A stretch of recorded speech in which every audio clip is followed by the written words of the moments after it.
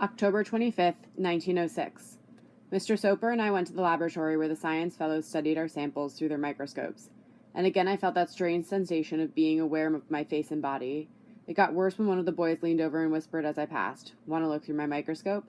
I felt as if all eyes in the room turned then, and were waiting for me to answer. I stood frozen while I searched my mind for a reply. Mr. Soper didn't hear the boy's words, but sensing his attention on me, snapped at the fellow, "Mind your work, Jonathan," and the boy lowered his eyes. He had a foppish hair and a patch of fur on his chin, looking rather like a he-goat, including the smile on his face. I'm not accustomed to such boldness. I don't think I have ever known a girl like me who was so very awkward with boys. Even Anushka once had an outing with a feller, Jim McAvoy, though that turned bad when she tried to explain to him her father's idea about the commune and living in nature. Poor Jim had never met a girl who understood such ideas and never came calling for her again. That gave us both a lesson. Don't talk about ideas with boys. Maybe Anushka will have another chance. Just yesterday, she wrote of being sweet on a feller named Randall. She met him on the Columbus Day hayride, but she didn't say whether he knew of her feelings or if she still had a secret admirer. She's a girl of mystery when it comes to love. I wrote back asking what exactly he looks like, and if she's spoken to him in any meaningful manner. I asked her to write the whole love story out for me, dialogue and all. I told her to make it good, as I'd commit her lines to memory and use them for my own next time a boy tries to speak to me. Mr. Soper and I took the results of our sample test to his office to study them. As he rifled through the pages, I did wonder aloud what the world might look like through a microscope, but Mr. Soper did not take my hint. Instead, he handed over a section of the laboratory results for me to type out. Stained sheets of tables and charts with breakdowns of the samples, all poorly handwritten, with columns and diagrams that I found difficult to understand. Mr. Soper showed me which rows to follow. We are looking for a positive identification, he said, something that tells us that the typhoid disease might live in any of the foodstuffs or organic matter we collected. I examined each page he gave me as I typed it. I'd expected at least one source to show positive for the disease, yet they all, every single one, came out clean. When I told him, Mr. Soper double-checked, frustration wrinkling his brow. The information seemed to move him to work harder, to search deeper for an answer to the question before us. We must go back, he says, and ask more pointedly about the family's agenda, what they did, who they saw, how the disease might have traveled into their home. I'm coming to dislike these long drives to Long Island. Not the trip, but the way the children run to the door, their mouths expectant and wide, the worried peak of Mrs. Thompson's brow when we return once again having uncovered nothing. It's another day they must remain in the house, away from their city, and school, and friends. Strange where clues come from. After shopping for Mrs. Zamsberger one evening, she's now home from the hospital and acting the perfect invalid. I sat with her in her kitchen, peeling a 5-pound sack of potatoes for her, as her hands hurt too much for the work. In the course of the labor, she asked me about the job at the department, and I told her of the case. She said that her cousin got the typhoid once from a bushel of clams he fished out of Sheepshead Bay. Nearly the whole neighborhood had fallen ill with the disease from those clams, she said. I took this report to Mr. Soper, and the information illuminated his eyes, and he shuffled through our notes, saying that bottom-feeding shellfish was a common cause of the illness, and that next week we would thoroughly investigate that angle. Warmth gushed through me, pride, I guess, at finally having something to offer. Lately I seem to think about my father and brother more and more, not actual thoughts, but pictures. I see them in the boys and men at the office, what Benny might have become, what Papa might look like now.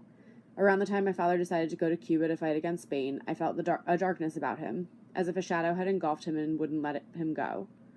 I think I was confused and so angry at him for signing up to leave us. I couldn't speak, not enough to pierce his darkness.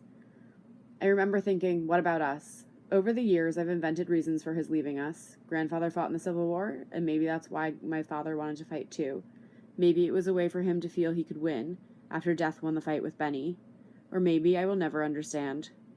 Even as I think of my father and brother more, with this new job I feel the emptiness less. My days are filled with work, writing and typing, figuring and organizing, and when I come home, I am eager to spend the evenings and weekends keeping up with my own personal record here in my tablets. The pain of missing Papa and Benny is overtaken by the busyness of my mind and hand. I'm grateful to Mr. Soper, the difficulty of the tasks he entrusts to me, every moment of the day my thoughts absorbed by puzzles he presents me. It's the type of work I've needed, the challenge that will help me overcome old sorrows. November 2nd, 1906. Marm agreed that the first weeks of my pay should go toward improving my wardrobe, so I went to Macy's and bought 3 shirtwaists, a mint green, a pale yellow, and peach. and 2 brown tweed skirts, which are more professional than my school skirts. I used the last of my pennies to surprise Marm with a sliver of her favorite cheesecake from Rosario's bakery. As I was leaving, I glimpsed a familiar face at one of the tables, sitting alone in front of a giant chocolate bonbon. For a moment I couldn't place her, then of course it struck me. It was Josephine, from school. School has been so far from my thoughts, but upon seeing Jo, it came rushing back to me, the easy company of the girls, the undemanding work. My unhappiness there. Wiping the sticky smear from her lips, Jo asked what had happened to me. It seemed Mrs. Browning pretends I never existed, and the girls were talking of coming to my apartment to search for me. Jo asked if I was sick. I think they were afraid I might have died. I told her about Marm's argument with Mrs. Browning and my new job, and she asked me to help finish off her forbidden delight. She wanted me to go on a trolley ride to Coney Island with her and the girls this Sunday, but I told her of my commitment to spend the day catching up in my tablet. I tried to explain how important my notes were to me, then stopped when I saw her eyes drifting. She mentioned her engagement to Will Stryker, the marriage date set for a month from now. When I inquired why the wedding was so soon, a sunrise pinked in her cheek, and I asked the poor girl no more questions. Seeing so many girls who are nearly my age having babies, it makes me think, will I ever have one? I've thought it through, and for 3 reasons, I feel childbearing distant from me. 1, because I've seen the pain of childbirth, and the rate of death alarms me.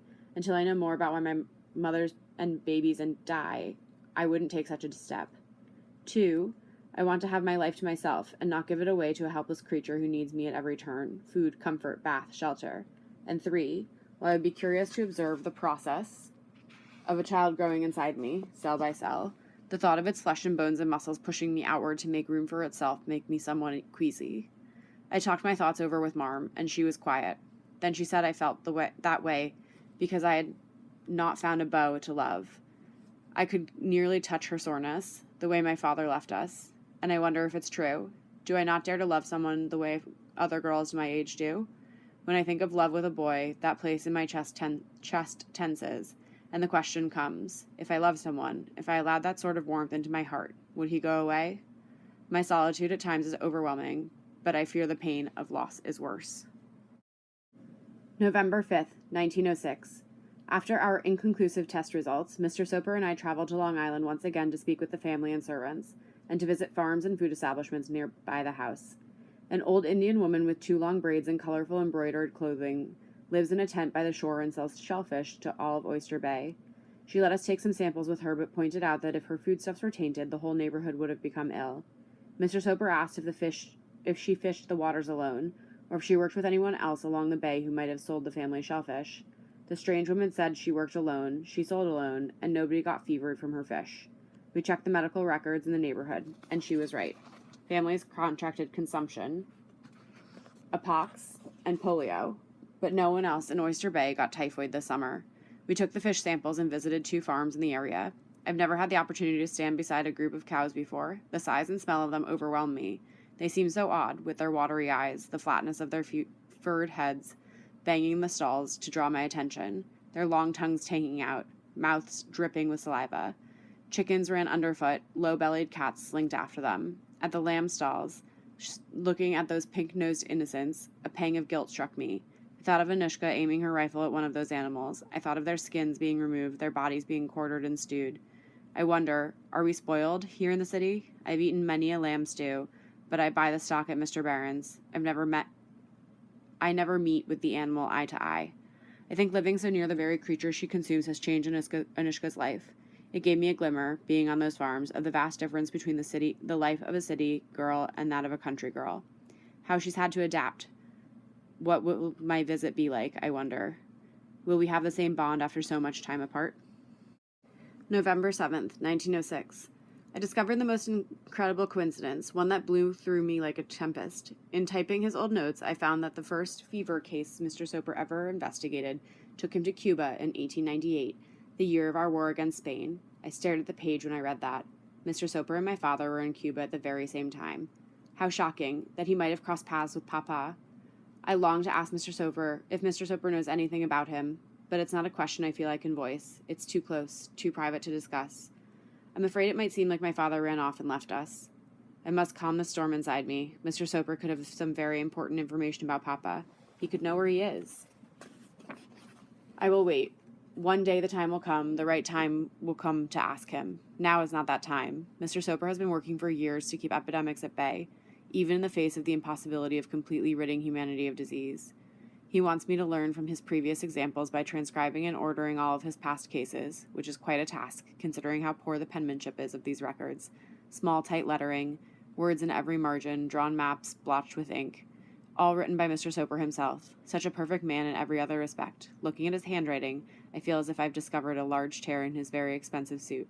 No wonder he sought to hire a girl who knows how to use a quill and typing machine. In Cuba, my chief observed the men and realized that the yellow fever spread by contagion. The soldiers fought so closely together, sharing food and water, that they gave each other the sickness. That's when Mr. Soper did something truly revolutionary. He set up a method of separation, keeping the sick apart from the healthy, to check the growth of what is called bacteria. I'm beginning to understand that it's these bacteria, or germs, that cause disease.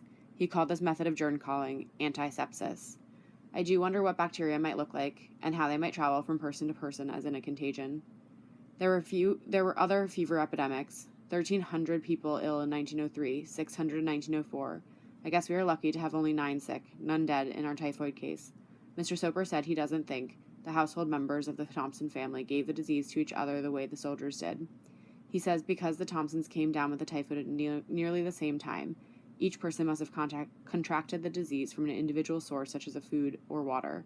This makes sense to me. I see so much of him in the old records, Mr. Soper, the way his mind works, tearing each new bit of information apart, breaking it down to smaller pieces, to look at it more closely, to wonder about it and worry it like a sore tooth.